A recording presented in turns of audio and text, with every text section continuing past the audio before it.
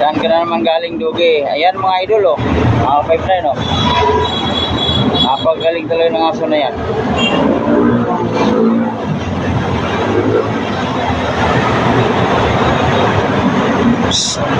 Oh. Uy. Oh, tingnan mo, saan kayo pupunta yun? Babalik pa rin yan. Oh.